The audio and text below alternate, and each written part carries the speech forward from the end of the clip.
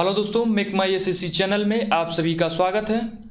आज हम journal science पढ़ने वाले हैं। जर्नल साइंस में हम भौतिक विज्ञान, इसमें हम आरआरबी एनटीपीसी और ग्रुप डी के प्रीवियस ईयर क्वेश्चंस करेंगे। आज डे 8 है। इससे पहले हमने 7 वीडियोस और अपलोड किए हैं, उनमें हमने टोटल 175 आरआरबी एनटीपीसी और ग्रुप डी के प्रीवियस ईयर क्वेश्चन डिस्कस कर चुके हैं।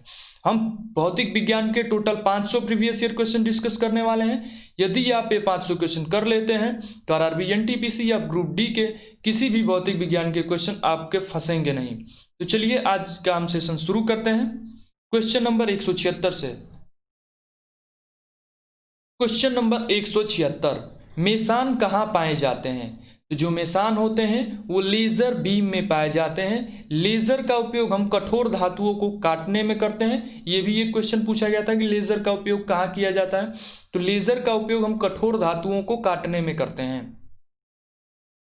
क्वेश्चन नंबर 177, सुदूर संवेदी युक्ति में अंतर्निर्मित स्रोत होता है। तो इसमें जो अंतर्निर्मित स्रोत होता है वो अवरक्त किरण का अंतर्निर्मित स्रोत होता है।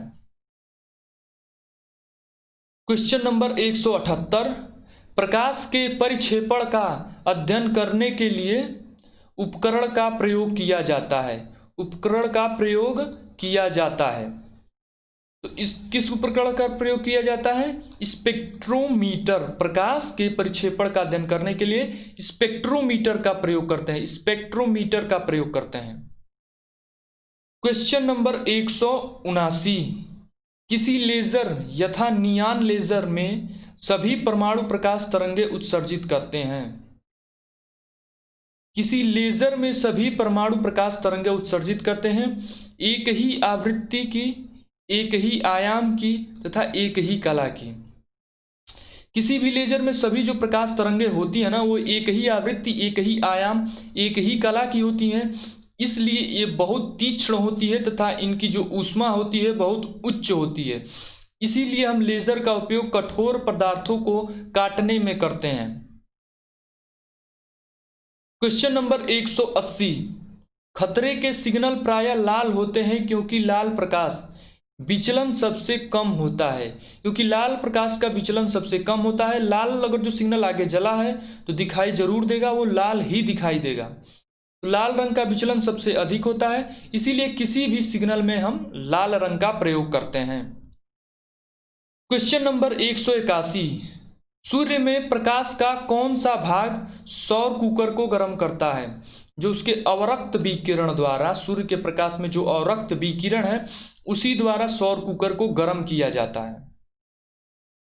क्वेश्चन नंबर 182, द्रव्यमान ऊर्जा संबंध किसका निष्कर्ष है? सापेक्षता का एक सामान्य सिद्धांत है। जो द्रव्यमान ऊर्जा का संबंध है वो सापेक्षता का एक सामान्य सिद्धांत है। द्रव्यमान का ऊर्जा में परिवर्तन होता है, यह एक सापेक्ष और सामान्य ऊर्जा सिद्धांत है। क्वेश्चन नंबर 183, एक साधारण सूक्ष्मदर्शी होते हैं। एक साधारण सूक्ष्मदर्शी जो होता है वो ये यहाँ सूक्ष्मदर्शी है। एक साधारण सूक्ष्मदर्शी कम फोकस वाला उत्तल लेंस होता है। जो एक साधारण सूक्ष्मदर्शी होता है वो कम फोकस वाला उत्तल लेंस होता है, अर्थात उत्तल लेंस के प्रयोग द्वारा साधारण सूक्ष्मदर्शी बनाई जाती है। क्वेश्चन नंबर 184, मानव की आंख में निकट दृष्टि दोष को ठीक किया जा सकता है। जो निकट दृष्टि दोष है उसको ठीक करने के लिए सही अवतल लेंस का प्रयोग किया जाता है, तथा जो दूर दृष्टि दोष होता है उसको ठीक करने के लिए उत्तल लेंस का प्रयोग किया जाता है। निकट के लिए अवतल लेंस और दूर के लिए उत्तल लेंस। ये एक वेरी इंपॉर्टेंट क्वेश्चन है। ये अब तक एसएससी रेलवे में भी पूछा गया। रेलवे एसएससी के सभी परीक्षा, सीजीएल, सीपीओ, सीएचएसएल, एमटीएस सभी परीक्षाओं में पूछा गया। निकट दृष्टि दोष अवतल लेंस, दूर दृष्टि दोष उत्तल लेंस। क्वेश्चन नंबर 185, होलोग्राफी किससे संबंधित तकनीकी है? होलोग्राफी एक निर्धारित रंग या बहुरंगों का एक अस्थायी त्रिविमीय फोटोग्राफ रिकॉर्ड करता है। तो जो एक होलोग्राफी होता है निर्धारित एक रंग या फिर अनेक रंगों का एक अस्थायी त्रिविमीय फोटोग्राफ रिकॉर्ड करता है। क्वेश्चन नंबर 186, पीले रंग का पूरक रंग कौन सा होता है? जो पीला रंग है उसका पूरक नीला रंग होता है। पीले रंग का कॉम्प्लीमेंट्री जो कलर होता है वो नीला रंग होता है। क्वेश्चन नंबर 187, फाइबर ऑप्टिक्स किस सिद्धांत पर कार्य करता है? जो फाइबर ऑप्टिक्स है वो पूर्ण आंतरिक परावर्तन में के सिद्धांत पर कार्य करता है। फाइबर ऑप्टिक्स का प्रयोग सूचनाओं को एक स्थान से दूसरे स्थान तक बहुत तेजी से विदाउट तार, बिना तार के एक स्थान से दूसरे स्थान तक और बहुत तेजी से पहुंचाने के लिए किया जाता है। क्वेश्चन नंबर 188, तारों के टिमटिमाने का क्या कारण है? जो तारों के टिमटिमाने का कारण होता है वो वायुमंडल का अपवर्तन होता है। जब वो अपवर्तन किसे कहते हैं? जब प्रकाश एक माध्यम से दूसरे माध्यम में प्रवेश करती है तो अपने मार्ग से विचलित हो जाती है। तो चूंकि तारों और हमारे आंख के बीच बहुत सारे वायुमंडल हैं, वायुमंडल पृथ्वी का वायुमंडल, अलग वायुमंडल, इसके कारण हमारे आंख पर विचलन, अपवर्तन होने के कारण हमें तारे टिमटिमाते हुए दिखाई देते हैं। क्वेश्चन नंबर 189, जल का तालाब कम गहरा दिखाई देने का कारण है? जल का तालाब कम गहरा दिखाई देने का कारण है अपवर्तन, क्योंकि जब प्रकाश जब विरल माध्यम से सघन माध्यम में प्रवेश करता है तो अपने मार्ग से विचलित हो जाता है, इसी के कारण हमें तालाब कम गहरा दिखाई देता है। क्वेश्चन नंबर 190, कांच की कौन सी किस्म तापरोधी है? जो पाइरेक्स कांच होता है वो तापरोधी होता है, अर्थात वह ताप का कुचालक होता है, ताप को अपने से पास नहीं होने देता। क्वेश्चन नंबर 191, आकाश नीला दिखाई देता है क्योंकि वायुमंडल अन्य रंगों की अपेक्षा नीले रंग का अधिक प्रकीर्णन करता है। नीले रंग का अधिक प्रकीर्णन, आकाश नीला इसलिए दिखाई देता है क्योंकि नीले रंग का जो प्रकीर्णन होता है वो सबसे अधिक होता है वायुमंडल के अन्य रंगों की अपेक्षा।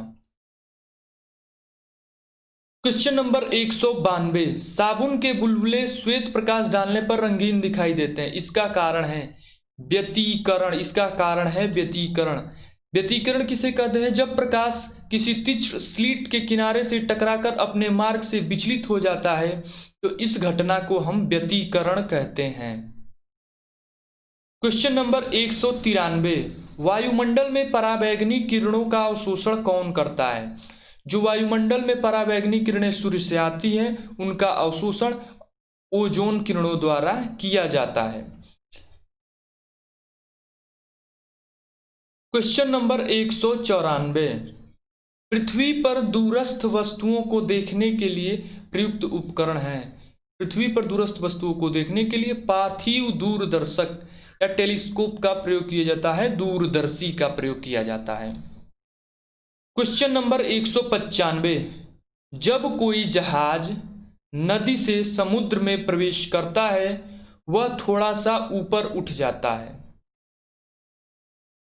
जब कोई जहाज नदी से समुद्र में प्रवेश करता है तो वह थोड़ा, जब कोई जहाज नदी से समुद्र में प्रवेश करता है तो वह अपने जो उसका जो मानक स्थान होता है उससे थोड़ा सा ऊपर उठ जाता है। इसका कारण है क्योंकि नदी के क्षेत्रफल और समुद्र के क्षेत्रफल में बहुत अंतर होता है। क्वेश्चन नंबर 196, प्रकाश का वेग सबसे पहले किसने मापा था? जो प्रकाश का वेग मापने वाले प्रथम व्यक्ति हैं उनका नाम है रोमर। रोमर द्वारा प्रकाश का वेग सबसे पहले मापा गया था। क्वेश्चन नंबर 197, हाइड्रोजन स्पेक्ट्रम की व्याख्या सबसे पहले किसने की थी? हाइड्रोजन स्पेक्ट्रम की व्याख्या करने वाला सबसे प्रथम व्यक्ति नील्स बोर था। नील्स बोर एक केमिस्ट्री के प्रोफेसर हैं, इनके द्वारा हाइड्रोजन स्पेक्ट्रम की व्याख्या की गई थी। क्वेश्चन नंबर 198, रेडियो तरंगों का परावर्तन करने वाली वायुमंडलीय परत को क्या कहते हैं? वे वायुमंडल की वे परतें जो रेडियो तरंगों का परावर्तन करती हैं उन्हें हम आयन मंडल कहते हैं। आयन मंडल में रहने वाली गैसें रेडियो तरंगों का परावर्तन करती हैं। क्वेश्चन नंबर 199, लैम्बर्ट नियम किससे संबंधित है? जो लैम्बर्ट का नियम है वो प्रतिदीप्ति से संबंधित है। प्रदीप्ति से संबंधित नियम को लैम्बर्ट का नियम कहते हैं। क्वेश्चन नंबर 200, आकाश नीला दिखाई देने का कारण है? आकाश नीला दिखाई देने का कारण है प्रकाश का प्रकीर्णन, नीले रंग के प्रकाश का अत्यधिक प्रकीर्णन। यदि पृथ्वी का अपना वायुमंडल न हो तो आकाश हमें नीला के स्थान पर काला दिखाई देगा। यह एक वेरी इंपॉर्टेंट क्वेश्चन है, अभी तक कई परीक्षाओं में पूछा गया है। आज का सेशन यहीं पे समाप्त करते हैं। यदि ये वीडियो आपको पसंद आई हो तो इस वीडियो को लाइक करें और हमारे चैनल को सब्सक्राइब करें ताकि ऐसी ही वीडियोस आपको मिलती रहें। धन्यवाद।